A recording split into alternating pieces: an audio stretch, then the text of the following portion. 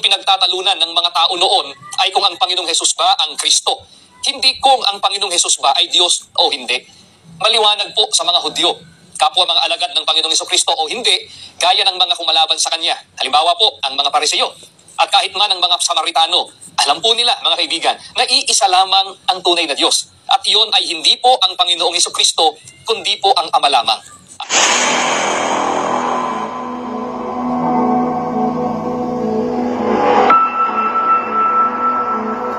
Paano sasawayin? 1.13 ng Tito.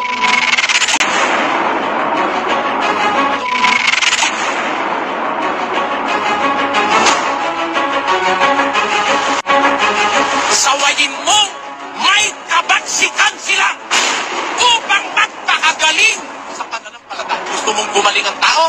Ang mali, sawayin. In the name of Jesus! Gusto namin kayong malita. Si Jesus Christ dito na nakapira sa akin.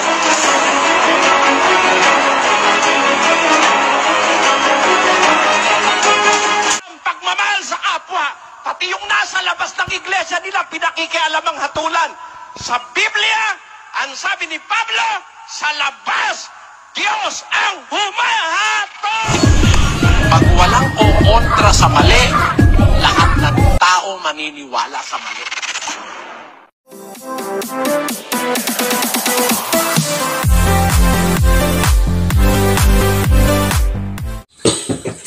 Mga giliw na taga-subaybay dito sa ating programang Expose the Truth, gusto ko pong bigyan ng pansin itong video na nakita ko. Video po ito ng Samahan ng Iglesia ni Cristo. Gusto ko pong ipahayag o gusto ko pong iparinig sa inyo yung mga bagay na kanilang pinagbabatayan laban sa mga tumutulig sa kanila. Well, mga kaibigan at mga kapatid, ito bahala na po ang taong bayan kung maniwala po sila o hindi. Hindi naman po ako namimilit sa mga taga-subaybay natin na huwag niyong paniwalaan at nasa sa inyo na, mga kaibigan, kasi ang pagtuklas po ng katotohanan, ang isang bagay po na aking narinig sa ating kapatid na Eli ay pakinggan mo yung iba, pakinggan mo din yung iba, and then manalangin ka sa Diyos alin ang tama, mga kaibigan. Magkatwiranan ng bawat isa, manalangin ka sa Diyos, Panginoon, ano po yung mas tama? Ang pagkunan natin ng patunay sa katotohanan, mga kaibigan, huwag po sa napakinggan natin dalawa. For example, ganito, makinig ka sa pangangaral ng Iglesia ni Cristo, makinig ka din sa pangangaral ng kapatid ni Eli. And then manalangin ka, Lord, turuan mo ako ng mas tama. Kasi tingin ko naman meron po silang batayan. Ano ang mas tama? Alam nyo, ang pagkunan ng batayan ng katotohanan ay sa Biblia, mga kaibigan, sa Biblia po. Paano kung pareho naman ng Biblia ang kanilang ginagamit? Kung ikaw ay sincere at talagang naghahanap ng katotohanan, ituturo po ng Diyos kung paano mo makilatis ang tunay at totoong relihiyon o totoong samahan. Bagamat ang talagang samahan na itinatag ng Panginoong Hesukristo, wala sa mga grupo na ating nakikita sa mga sekta, mga kaibigan, ang ibig ko, kundi ang mga grupo na itinatag ng Panginoong Hesukristo ay yung mga sinaunang Kristiyano, ay yung mga tao na sumusunod talaga sa ating Panginoong Hesukristo, sumusunod sa kanyang mga salita at nakabatay sa Biblia ang kanyang mga katuruan. Ngayon, ang issue po ng isa sa mga defensor ng Iglesia ni Cristo para mapatunayan na totoo ang kanilang doktrina, sasagutin niya yung mga issue na kung saan ang batayan ng mga karamihan na sekta, hindi naman lahat, pero halos, no? Na ang paniniwala nila, si Kristo ay Diyos. Pero marami din mga sekta na hindi ganun ang paniniwala, at isa na dyan ang Iglesia ni Cristo. Ang paniniwala nila ay hindi po Diyos ang Panginoong Jesucristo, kundi siya ay tao. Ano po yung batayan? Ano po yung matibay na batayan ng Iglesia ni Cristo para tindigan na ang Panginoong Jesucristo ay hindi tunay na Diyos, kundi isa lamang pong itinalaga ng Ama bilang tagapagligtas sa sanglibutan? Panuorin po natin ito, mga kaibigan, at sana po ay huwag kayong kukurap, no? At pagkatapos, kayo na po ang bahala kung maniwala kayo o hindi. Gawin natin ito na walang pinapanigan. Heto po, mga kaibigan, ang paliwanag ng defensor ng Iglesia ni Cristo. Diyos na nagkatawang tao. At ang talatang ginagamit po nila, mga kaibigan, bilang batayan, ay ang isinulat ni Apostol Juan sa Kapitulo 1, mga talatang 1 at 14. Mabuti po ay basahin po natin ang nilalaman ng mga talatang nabanggit at pag-aralan po natin. Ganito po ang ating maliwanag na mababasa. Nang pasimula siya ang berbo, at ang berbo ay sumasa Diyos, at ang berbo ay Diyos. At nagkatawang tao ang berbo at tumahan sa gitna natin. At nakita namin ang kanyang kaluwalhatian gaya ng sabugtong ng Ama, na puspos ng biyaya at katotohanan. Mga kaibigan, ayon po sa mga nagtataguyod ng aral na Diyos ang ating Panginoong Jesucristo, ang berbo raw na binanggit ni Apostol Juan ay si Kristo, na umiiral na raw noon pa kasama ng Panginoong Diyos. Ano po ang malaking kamalian ng interpretasyon po nilang ito? Lilitaw po, mga kaibigan, na dalawa na ang Diyos. Isang Diyos, ang berbo, na sumasa Diyos pa. Labag na po yan sa aral ng Biblia na iisa lamang ang tunay na Diyos. Puntahan po natin ang patutuo ni Apostol Juan mismo. Ang mga isinulat ba niya tulad ng nasa Kapitulo 1, mga talatang 1 at 14, ay upang ituro o patunayan na ang Panginoong Jesucristo ay tunay na Diyos o Diyos na nagkatawang tao? Pakinggan po ninyo, ganito po ang ating mababasa dito po sa Juan, sa 20 mga talatang 30 hanggang 31. So, itong defensor ng Iglesia ni Cristo, tinutulan niya yung paniniwala din natin. Hindi lang si kapatid ni Eli, kasi hindi naman doktrina ni kapatid ni Eli ito ipinapangaral niya. Pero ito doktrina ng Biblia na yung verbo ay salita, na yung salita na yon suma sa Diyos. Ibig sabihin, iba yung Diyos doon sa Diyos na suma sa Diyos. At yon ay yung salita. Ayon kay Apostol Juan, yung salita na yon nagkatawang tao at tumahan sa gitna natin, sabi ni Juan. Gaya ng kaluwalhatian ng bugtong ng Ama, na puspos ng biyaya. Yan ay maliwanag na yung verbo na sumasa Diyos ay nagkatawang tao. Hindi po pwedeng pamalian ng sino man na yung verbo na yon ay yun po yung tinatawag nating Kristo. Kaya doon po tayo naniniwala na si Kristo ay Diyos. Ganun pa man, itong defensor ng Iglesia ni Kristo ay tutul siya doon sa sinabi sa libro ng Juan. Pero tignan natin, kasi itong talata na kanyang ginamit para panlaban doon. Kasi ang tanong kasi, mga kaibigan, ay kapag ang Ama, ang Diyos mo, tunay kang Iglesia ni Kristo, nasa tama kang relihiyon, sabi niya. So, ibig sabihin, baliktarin mo lang yan, kung naniniwala ka na si Kristo ay Diyos, wala ka sa tamang relihiyon. Yun ang gusto niyang palabasin. Well, nasa tao na yan, mga kaibigan. Nasa sa inyo na po yan, mga kababayan, kung ano po yung pagkaunawa po ninyo. Pero ang panlaban niya doon sa talata na tinututulan niya sa John chapter 1 verse 1 and verse 14 ay itong talata na John chapter 20 verse 30. Gumawa rin nga si Jesus ng iba't ibang maraming tanda sa harap ng kanyang mga alagad na hindi nangasusulat sa aklat na ito. So merong mga ginawa ayon sa talata na dinisplay niya na mayroon ding ginawa ng Panginoong Jesucristo na hindi mga nakatala sa Biblia. Well, wag na nating halongkatin kung ano yung mga ginawa niya na hindi nakasulat sa Biblia, mga kaibigan. Kasi kung bakit hindi po sinulat yon, maaring hindi na po yun mahalaga na malaman para sa kaligtasan, mga kaibigan. No? Yun po yung maaaring nagiging dahilan. Pero ano po yung katwiran ng ating kaibigan?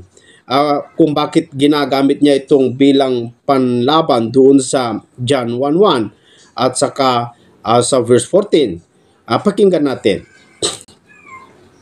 Warin nga si Jesus ng iba't ibang maraming tanda sa harap ng kanyang mga alagad na hindi na nasusulat sa aklat na ito. Ngunit ang mga ito ay nangasulat upang kayo'y magsisampalataya na si Jesus ay ang Kristo, ang anak ng Diyos, at sa inyong pagsampalataya ay magkaroon kayo ng buhay sa kanyang pangalan. Mga kaibigan, napakaliwanag po ng pahayag ni Apostol Juan tungkol sa lahat niyang isinulat ay hindi po para iturong ang ating Panginoong Jesucristo ay Diyos, kundi upang ang tao'y sumampalataya na ang Panginoong Jesus ang siyang Kristo. Talagang sa panahon po ng ministeryo ng Panginoong Jesucristo, ako naman po mga kaibigan ay naniniwala na talagang hindi po yun ang pakay ni Juan upang ituro na si Kristo ay Diyos, kasi pati rin si Kristo ay hindi rin naparito upang ituro na siya ay Diyos. Walang ganon. Walang ganon. Walang ganong, kasi miski din si Kristo, hindi yun ang kanyang pakay kung bakit pumarito para ituro ang kanyang sarili bilang Diyos. Walang ganon. Walang ganon. Pero may mga talata na nagpapahiwatig na si Kristo po, mga kaibigan, ay talagang meron siyang dating kalagayan nung hindi pa nagkatawang tao. Gayunpaman, pakinggan natin kung ano yung katwiran itong defensor ng Iglesia ni Kristo para hindi po tayo maging bias, no? Ito. Kristo dito sa lupa. Ang isyong pinagtatalunan ng mga tao noon ay kung ang Panginoong Hesus ba ang Kristo. Hindi kung ang Panginoong Hesus ba ay Diyos o hindi. Maliwanag po sa mga Hudyo, kapwa mga alagad ng Panginoong Jesucristo o hindi, gaya ng mga kumalaban sa Kanya. Halimbawa po, ang mga Pariseo. At kahit man ang mga Samaritano, alam po nila, mga kaibigan, na iisa lamang ang tunay na Diyos. At iyon ay hindi po ang Panginoong Jesucristo, kundi po ang Ama lamang. Ang katunayan po niyan, mababasa po natin dito po sa Juan. Pakinggan po ninyo ang 8:13. Babasahin din po natin ang mga talatang 41 hanggang 42. Pakinggan po ninyo. Sinabi sa kanya ng mga Pariseo, ikaw ang nagpapatotoo sa iyong sarili. Hindi maaaring tanggapin ang patutuo mo. Ang ginagawa ninyo ay tulad ng ginawa ng inyong ama. Hindi kami mga anak sa labas, tugon nila. Ang Diyos ang aming ama. Sinabi ni Jesus, kung talagang ang Diyos ang inyong ama, iibigin ninyo ako sapagkat nagmula ako sa Diyos. Hindi ako naparito sa ganang sarili ko lamang, kundi sinugo niya ako. At sa Juan 4:7, sa mga talatang 20 at 21 pa, ay ganito din ang ating mababasa. May isang Samaritanang dumating upang umigib. Sinabi ni Jesus sa kanya, maaari bang makiinom? Dito sa bundok na ito, sumamba sa Diyos ang aming mga magulang. Ngunit sinasabi ninyong mga Hudyo na sa Jerusalem lamang dapat sambahin ang Diyos. Tinugon siya ni Jesus, maniwala ka sa akin, ginang. Dumarating na ang panahon na sasambahin ninyo ang Ama, hindi lamang sa bundok na ito sa Jerusalem. Mga kaibigan, ang mga alagad po ng Panginoong Jesucristo, ang Ama rin ang kinikilala nilang Diyos, hindi po ang ating Panginoong Jesucristo. At yan ay mababasa natin dito pa rin po sa aklat ng Juan 20 sa talatang 17. Huwag mo akong hawakan sapagkat hindi pa ako nakapupunta sa Ama, wika ni Jesus. Sa halip, pumunta ka sa aking mga kapatid at sabihin mong aakyat ako sa aking Ama at inyong Ama, sa aking Diyos at inyong Diyos. Mga kaibigan, maliwanag na sa pahayag na ito ng ating Panginoong Jesucristo na ang kinikilalang Diyos ng kanyang mga alagad ay ang kanyang Diyos at kanyang Ama. Hindi po ang Panginoong Jesucristo. Ang katunayan, ang sabi niya, aakyat ako sa aking Ama at inyong Ama, sa aking Diyos at inyong Diyos. Hindi po sinabi ng Panginoong Jesucristo na aakyat na ang inyong Diyos. Mga kaibigan, gaya po ng ipinahayag namin sa unahan ng ginagawa po nating pagtalakay, sa panahon po ng ministeryo ng Panginoong Jesucristo dito sa lupa, ang issue po na pinagtatalunan ng mga tao noon ay kung ang Panginoong Jesus ba ang Kristo. Ito po mismo ang pinatunayan ni Apostol Juan sa So yan po yung mga talata, maputol muna, no? Yan po yung mga talata na ipinapakita ng defensor ng Iglesia ni Kristo upang patunayan na hindi po si Kristo ay Diyos. Pero alam niyo mga kaibigan, sa mga talata na binasa itong ating kaibigan, hindi po ako tutol kasi nakasulat dyan eh. At tama naman yung mga sinasabi niya, no? Mga kaibigan, na hindi nagpapatunay ang mga iyan, mga talata na yan, na si Kristo ay Diyos, isang Diyos na totoo. Kasi yung binasa niyang mga talata, hindi naman talaga eh. Hindi naman yung mga talata na yan yung nagpapatunay na si Kristo ay Diyos. Pero, kung mapapansin po ninyo, kahit ulitin po ninyo, yung mga sinabi niya, wala ka din mababasa o wala ka ding mapapatunayan sa mga talata na binasa niya na nagsasabi na si Kristo ay hindi Diyos. Tanggapin ko, walang sinasabi dyan sa mga talata na yan na nagsasabi na si Kristo ay tunay na Diyos. Kundi meron siyang pinopoint na itinuturo na isang Diyos na yun po yung Ama, mga kaibigan. May ang Diyos niya at ang Diyos ng mga patriarka tulad ni Abraham ay dapat yun din ang magiging Diyos ng mga alagad niya. Yun ang point itong ating kaibigan. Wala tayong tutol doon, no? Mga kaibigan. Kasi tama din naman mga kaibigan, na sa mga talata na yan, mayroon pong ipinapakilala si Kristo na Diyos, na yun po yung tinatawag na Diyos Ama. Pero hindi batayan yan o hindi matibay na batayan yan upang panindigan mo na si Kristo ay hindi tunay na Diyos. Bakit po mga kaibigan? Wala naman sinabi dyan sa mga talata na yung Diyos na Diyos ni Abraham, ayun po yung kilalanin ninyong Diyos at ako'y hindi dahil hindi ako tunay na Diyos. Wala naman ganun mga kaibigan.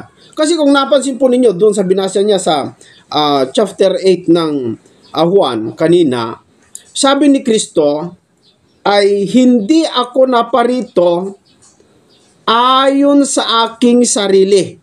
Binasa niya ito Ulitin ko lang basahin.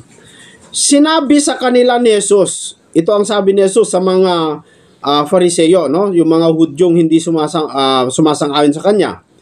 Kung ang Diyos ang iyong Ama, ay inyong iibigin ako. Bakit? Sapagkat ako'y nagmula at nanggaling sa Diyos. Sapagkat hindi ako naparito sa aking sarili, kundi sinugo niya ako. Hindi daw naparito ang ating Panginoong Jesucristo sa kanyang sarili. Ibig sabihin, hindi bumaba para yung kanyang sarili ang kanyang ipapahayag.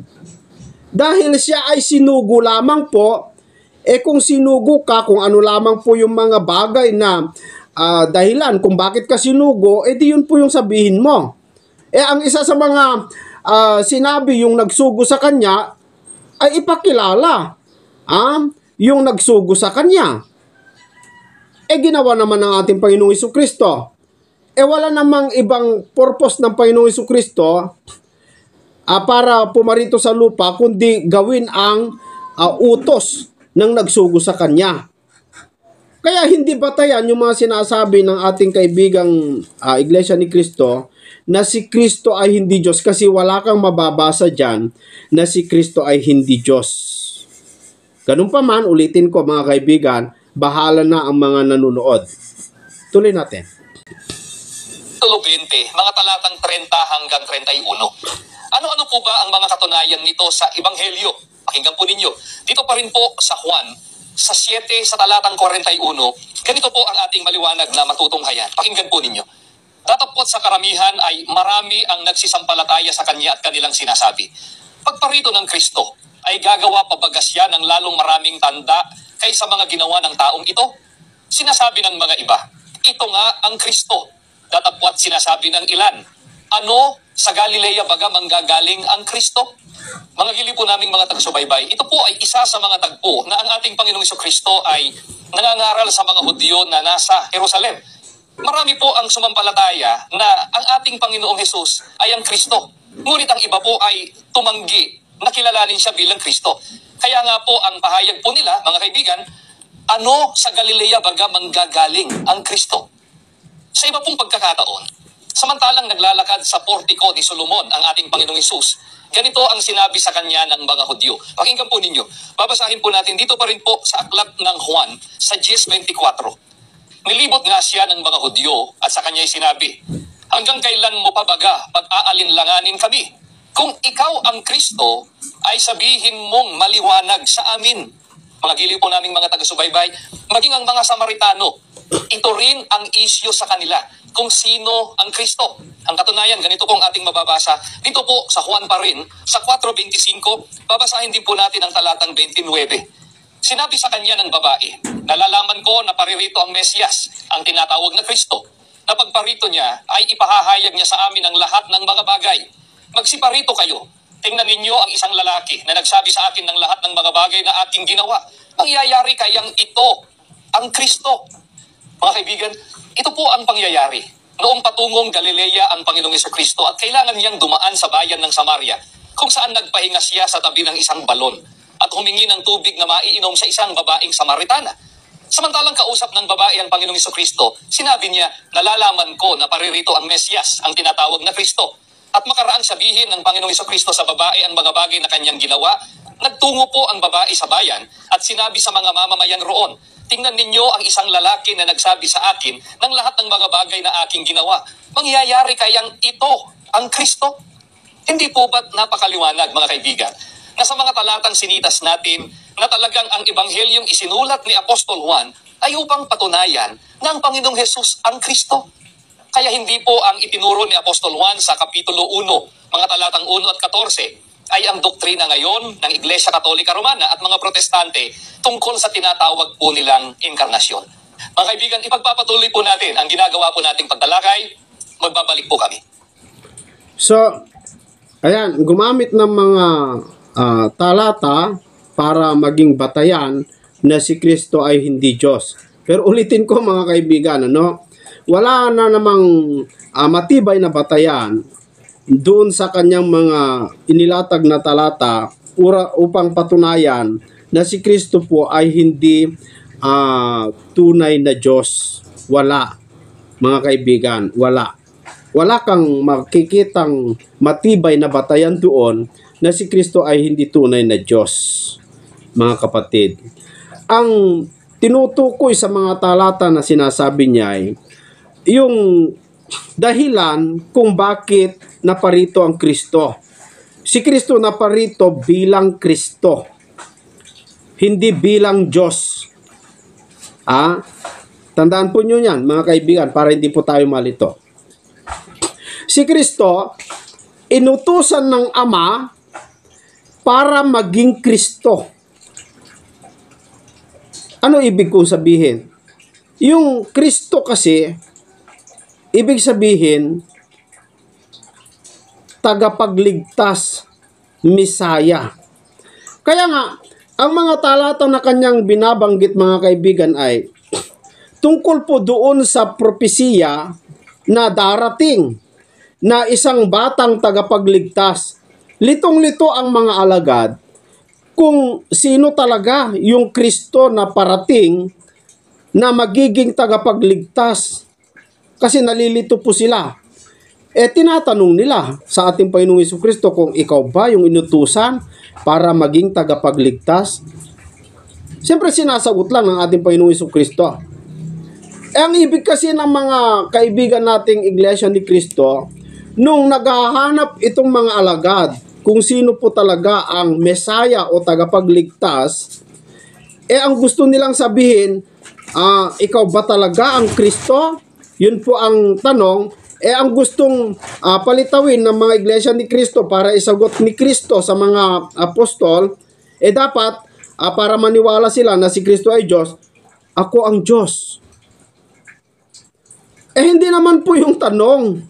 Hindi naman po yun ang tanong. Ang tanong, naghahanap sila, ikaw ba yung inutusan? Ikaw ba yung parating na Mesaya na tagapagligtas na Kristo? Yun po kasi ang gustong malaman ng mga alagad, mga kaibigan, hindi yung Diyos. Hindi naman po, ikaw ba yung nag-iisang Diyos? Hindi naman po yun ang tanong bakit sasabihin ni Kristo na ako yung iisang Diyos? Hindi naman po yun ang tanong. Ang tanong naman, hinahanap kung siya yung nasa propesiya. Kaya, hindi po yun batayan, mga kaibigan, para patunay na si Kristo ay hindi tunay na Diyos, mga kapatid. Ngayon, ituloy natin, ano pa yung mga iba niyang batayan para mapatunayan na si Kristo po ay hindi Diyos. Welcome back po sa palatuntunan ito ng Iglesia ni Cristo, ang pagbubunyag. Ang tinatalakay po natin sa pagkakataong ito ay tungkol sa malaganap na paniniwalang itinataguyod ng Iglesia Katolika Romana at ng mga sektang protestante na tinatawag na inkarnasyon, ang doktrina na ang Panginoong Jesucristo ay Diyos na nagkatawang tao. At ang talatang ginagamit po nilang batayan ay ang isinulat ni Apostol Juan sa Kapitulo 1, mga talatang 1 at 14. Maliwanag po sa unang bahagi ng ginawa nating pagtalakay na ang pahayag ni Apostol Juan tungkol sa lahat niyang isinulat ay hindi po para ituro ng ating Panginoong Jesucristo ay Diyos, kundi upang ang tao'y sumampalataya na ang Panginoong Jesus ang siyang Kristo. Narito pa po ang isang tagpo na nagpapatunay na ang isyu sa panahon ng ministeryo ng Panginoong Jesucristo sa lupa ay kung sino ang Kristo sa Mateo 16:13 hanggang 17. Nang dumating si Jesus sa lupain ng Cesarea ng Filipos, tinanong niya ang kanyang mga alagad, sino raw ang anak ng tao ayon sa mga tao? At sumagot sila, ang sabi po ng ilan ay si Juan Bautista kayo. Sabi naman ng iba, si Elias kayo. At may nagsasabi pang, si Jeremias kayo o isa sa mga propeta. Kayo naman, ano ang sabi ninyo? Sino ako? Tanong niya sa kanila. Sumagot si Simon Pedro, kayo po ang Kristo, ang anak ng Diyos na buhay. Sinabi sa kanya ni Jesus, mapalad ka, Simon, na anak ni Jonas, sapagkat ang katotohanan ito'y hindi inihayag sa iyo ng sino mang tao, kundi ng aking amang nasa langit. Mga kaibigan, malinaw na malinaw po sa mga talatang binasa natin. Tinanong ng Panginoong Jesucristo ang kanyang mga alagad kung ano ang sinasabi ng mga tao tungkol sa kanya. Ayon sa mga apostol, sabi ng ilan, siya si Juan Bautista. Ng iba naman, siya si Elias at iba't iba pa. Nang itanong po ng Panginoong Jesucristo sa kanyang mga apostol, kayo naman, ano ang sabi ninyo? Sino ako? Ang sumagot po niyan ay si Apostol Pedro. Ang sabi niya, kayo po ang Kristo, ang anak ng Diyos na buhay. Ano po ang tugon sa kanya ng Panginoong Jesucristo? Sinabi po ba ng Panginoong Jesucristo, mali ka Pedro, ako ang Diyos? Aba hindi po. Ang sabi po ng Panginoong Jesucristo, mapalad ka, Simon, na anak ni Jonas, sapagkat ang katotohanan ito'y hindi inihayag sa iyo ng sino mang tao, kundi ng aking amang nasa langit. Ayon po mismo sa Panginoong Jesus, katotohanan ang isinagot sa kanya ni Apostol Pedro. Alin po ang katotohanan tinukoy ng Panginoong Jesucristo? Ang isinagot sa kanya ni Pedro na, kayo po ang Kristo, ang anak ng Diyos na buhay.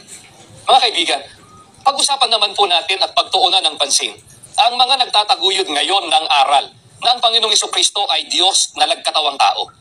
Ano ang inaamin nila tungkol sa kanilang doktrinang ito? Sa aklat na pinamagatang The Young Church, Acts of the Apostles, na makikita po ninyo sa inyong mga television screen, sa pahina 48 ay ganito po ang ating mababasa. Binabasa natin ang mga ebanghelyo at ang aklat ng mga gawa at ang doktrina na ang Panginoong Jesucristo daw ay Diyos na nagkatawang tao. At ang talatang ginagamit po nila, mga kaibigan, bilang batayan, ay ang isinulat ni Apostol Juan sa Kapitulo 1, mga talatang 1 at 14. Mabuti po ay basahin po natin ang nilalaman ng mga talatang nabanggit at pag-aralan po natin. Ganito po ang ating maliwanag na mababasa. Nang pasimula siya ang berbo, at ang berbo ay sumasa Diyos. At ang berbo ay Diyos. At nagkatawang tao ang berbo at tumahan sa gitna natin. At nakita namin ang kanyang kaluwalhatian. Dayan na ang Panginoon. Ayan po mga kaibigan, yung katapusan ng kanyang video. So, ang isa na naman niyang ginamit na patutuo na si Kristo ay hindi tunay na Diyos ay yung nung tinanong niya ang mga alagad kung sino siya sa paningin ng mga tao. Ang ilan mga kaibigan ayon sa talata na binasa niya, sinasabi ay si Elias at ang iba ay ang isa sa mga propeta. Ngayon, nung tinanong niya sa mga alagad, sumagot si Pedro at sinabi niya, ikaw ang Kristo, ang anak ng Diyos, sabi ni Pedro. Ayan ika, sabi niya. Kung talagang Diyos si Kristo, dapat ang sagot niya ay nagkakamali ka, Pedro. Ako ang tunay na Diyos. Dapat ganun ang sagot ni Kristo. Alam nyo mga kaibigan, mali Mali po yung interpretasyon itong ating kaibigan. Bakit? Kasi kung sinubaybayan po ninyo yung mga pahayag niya tungkol sa ating Panginoong Jesucristo, ang mga alagad, pati ang mga tao, hinahanap nila yung Kristo na iprinapisi ni Isaiah na darating bilang tagapagligtas. Yun ang hinahanap nila. Na hindi nila mahanap-hanap at pinagdududahan itong si Kristo. Miski itong mga alagad, hindi po nila ma-sure kung si Kristo nga. Kaya nga, panay ang tanong nila kay Kristo kung ikaw ba yung Mesiyas, ikaw ba ang Kristo na susuguin ng Ama? Yun po yung kanilang mga hinahanap sa ating Panginoong Jesucristo. Nung dumating doon sa Mateo na kanyang binasa na sino ako sa mga tao?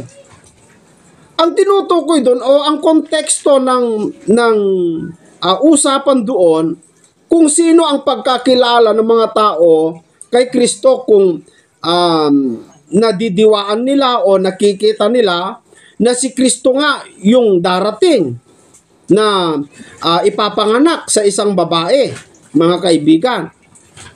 No? Ang mga iba hindi nila napansin na si Kristo po yon, kundi ang pagkaunawa ng mga iba ay propeta, isa sa mga propeta at gaya ng mga Muslim, no? Propeta lamang po ang ating Panginoong Jesucristo. At yung mga iba naman ay si Elias. Pero nung tinanong ng mga alagad, sino ako sa inyo? Natural. Nadiwaan at napansin, nakita ng mga apostol at sumagot si Pedro, ikaw nga ang Kristo. Ang Mesiyas. Ang anak ng Diyos. Nalaman ni Pedro, siya yung inutusan ng Ama na tagapagligtas. Kasi hindi yung Diyos ang hinahanap ni Pedro o tinatanong ni Pedro kay Kristo. Kung yung pagka-Diyos lang sana ang tinatanong ni Pedro, baka sinabi ni Kristo ako ay anak ng Diyos at Diyos din ako. Ganun sana pero ang isa sa gusto kong ipapansin sa inyo mga kaibigan, ang purpose ng Panginoong Jesucristo kung bakit siya naparito, ulitin ko nabasa din niya, no? Na hindi po naparito ang Panginoong Jesucristo upang patunayan kung sino siya. Hindi po naparito ang Panginoong Jesucristo upang patotohanan ang kanyang sarili. Merong dahilan kung bakit siya naparito. May dahilan. Ano po yung dahilan, mga kaibigan, no? Ano po yung dahilan bakit siya naparito? Basahin natin dito po sa libro ng Juan, sa chapter 6, sa verse 38. Ganito po ang pahayag ng ating Panginoong Jesucristo sa mga Hudyo. Sapagkat, sabi niya, bumaba akong mula sa langit. Saan nanggaling si Kristo? Sa langit. Unang tanong, meron bang nanggaling sa langit na tao? Sa langit, meron bang tao doon, mga kaibigan? Kung tanggapin natin yung pahayag ng mga iglesia ni Kristo, na si Kristo ay tao, yung Mesayas, yung Kristo, mga kaibigan, hindi yung laman, no? Kasi yung laman nag-umpisa sa tiyan ni Maria eh. Pero ang pag-uusapan natin dito yung Kristo. Kung tao yung nanggaling sa langit at hindi po yan Diyos, meron ba tao sa langit? At may kakayahang bumaba, mga kaibigan?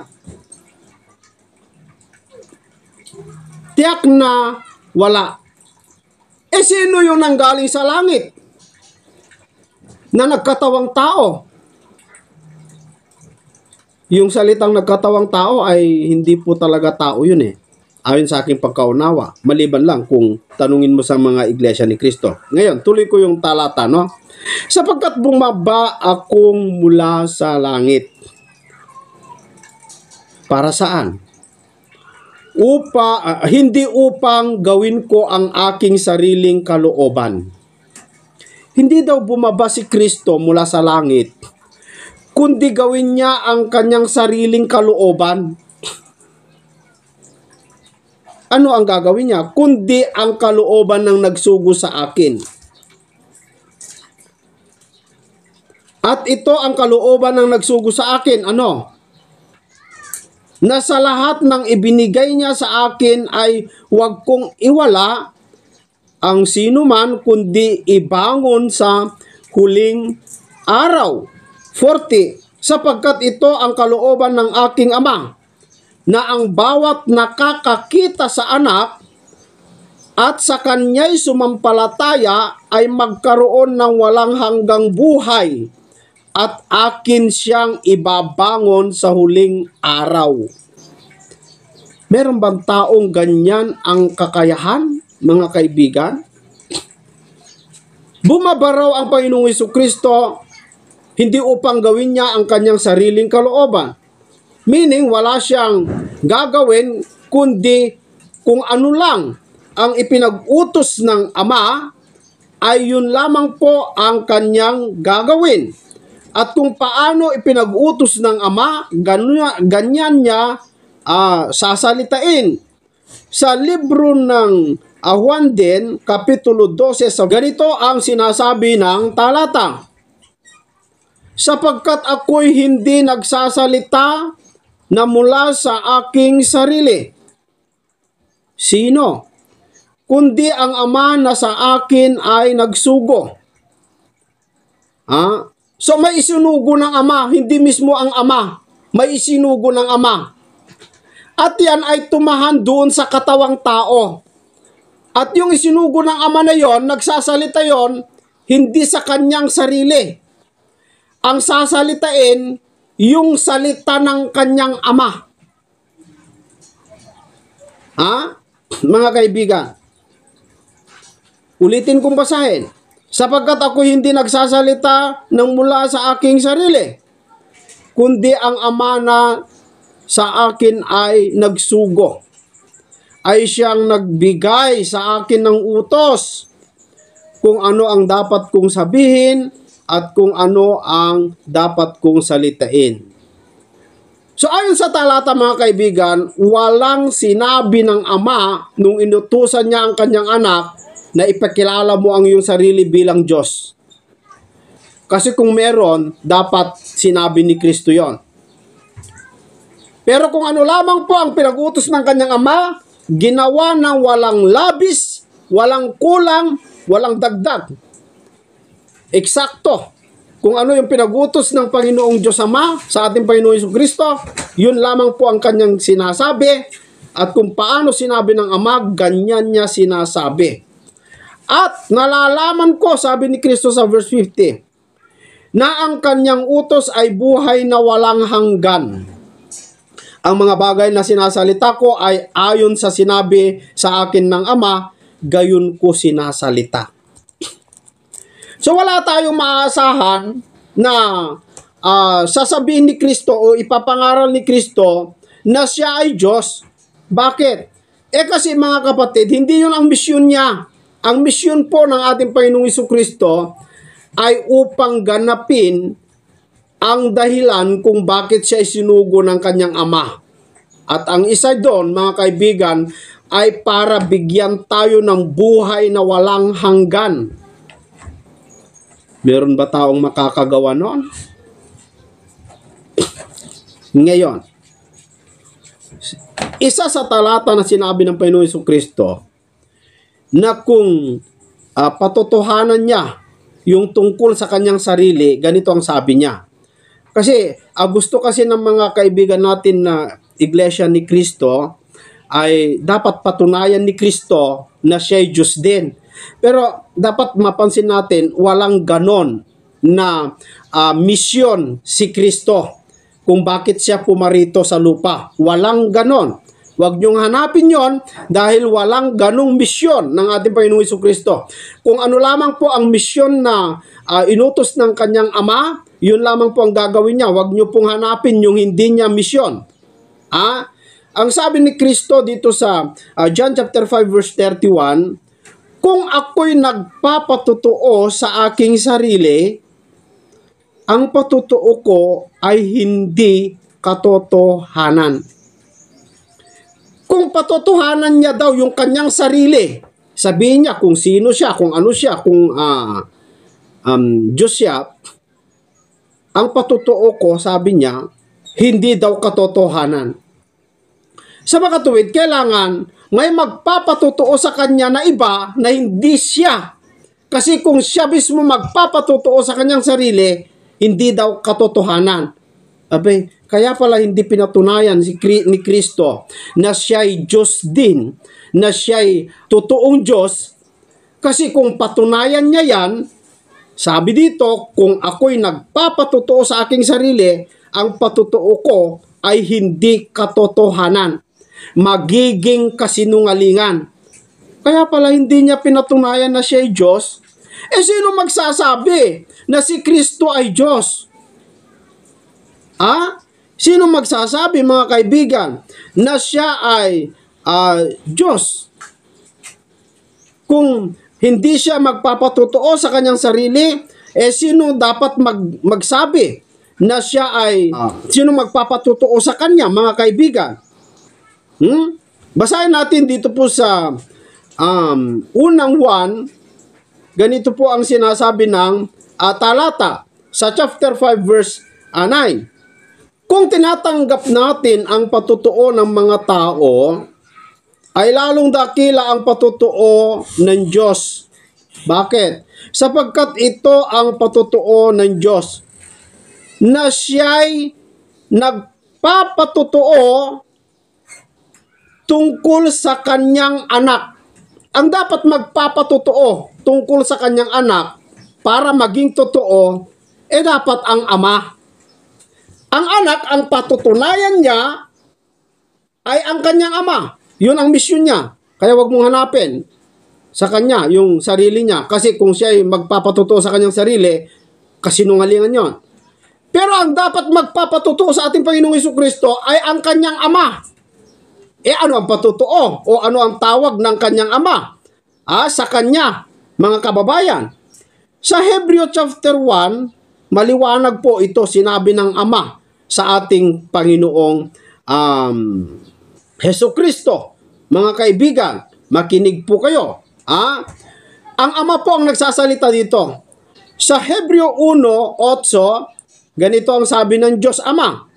Ngunit tungkol sa anak, ito yung patutuo niya, ay sinasabi, ang iyong luklukan, O Diyos, ay magpakailanman, at ang setro ng katwiran ay siyang setro ng iyong kaharian. Ang linaw naman, mga kaibigan, na ang patutuo ng kanyang Ama sa kanyang anak ay Diyos. Ano pa bang katotohanan ang gusto mong mapatunayan? Ba't mo hinihintay na si Kristo ay magpapatotoo sa kanyang sarili na bilang tunay na Diyos? Ayaw niya nga Kasi kung siya mismo magpapatotoo, kasinungalingan po yon. Dapat ang Ama. At dapat iba ang magpapatotoo. Kung tinatanggap mo yung patotoo ng mga tao, ay lalong dakilang patotoo ng Diyos. Anong patotoo ng mga tao tungkol po sa ating Panginoong Jesucristo, mga kaibigan? Ano ang patotoo ng mga tao sa ating Panginoong Jesucristo? Basahin natin dito sa libro ng Tito. Pahayag po ni Pablo sa Kapitulo 2, versikulo 13. Sabi ni Pablo na hintayin yaong mapalad na pag-asa at ang pagpapakita ng kaluwalhatian ng ating dakilang Diyos at tagapagligtas na si Jesucristo. Ang patotoo ng Ama sa ating Panginoong Jesucristo ay Diyos. Ang patotoo ng mga apostol sa ating Panginoong Jesucristo ay Diyos.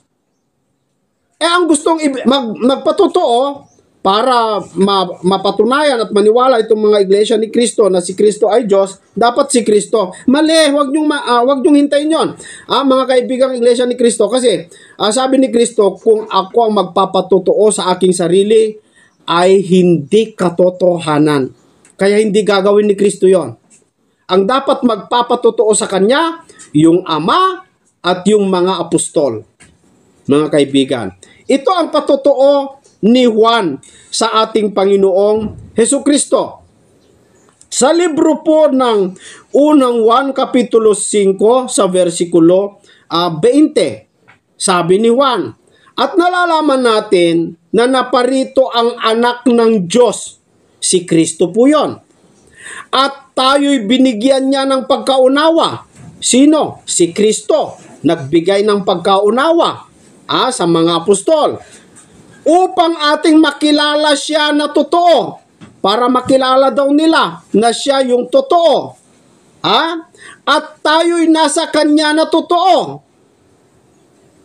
Sa makatuwid ay sa Kanyang anak na si Jesucristo.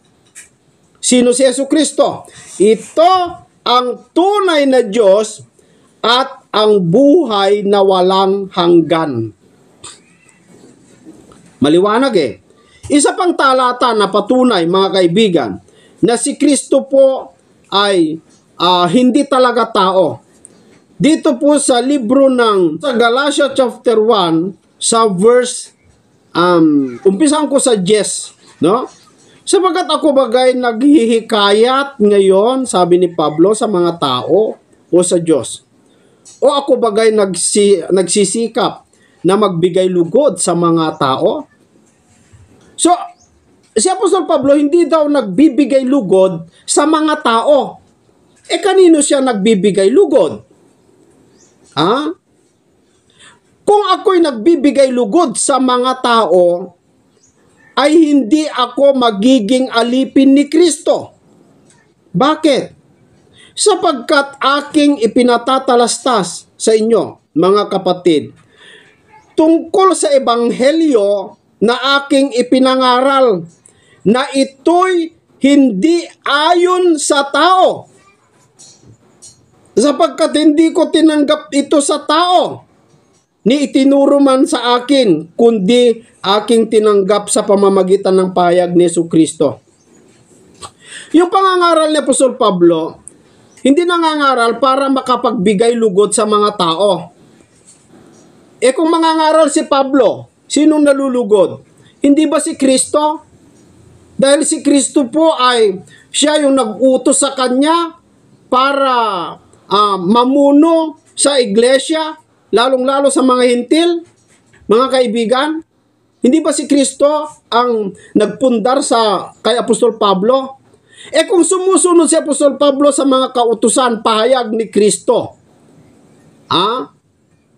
sinong nalulugod? Tao? Hindi. Bakit? Kasi sabi ni Pablo, kung ako'y nagbibigay lugod sa mga tao, ang patutuo ko ay hindi ako magiging alipin ni Kristo, sabi niya. So hindi tao ang binibigyang lugod ni Apostol Pablo. Sino? Si Kristo at ang Diyos. Ngayon, tao si Kristo? At yung kanyang ipinapangaral na ebanghelyo, hindi daw galing sa tao. Saan galing? Pinahayag daw ni Kristo. Tao ba si Kristo, mga kaibigan? Yan po ang maliwanag sa Biblia. Yan po yung maliwanag sa Biblia. So, kayo na po bahala mga kaibigan at mga kababayan kung ano po yung masasabi po ninyo tungkol rito. Sana po magliwanag sa inyo ang salita ng Diyos, magliwanag sa inyo ang pagkaunawa na galing mula sa Diyos. Manalangin po kayo mga kaibigan. Humingi po kayo ng pagkaunawa. Hanggang sa susunod po mga kapatid dito sa ating programang Expose the Truth. Kita-kita po muli tayo.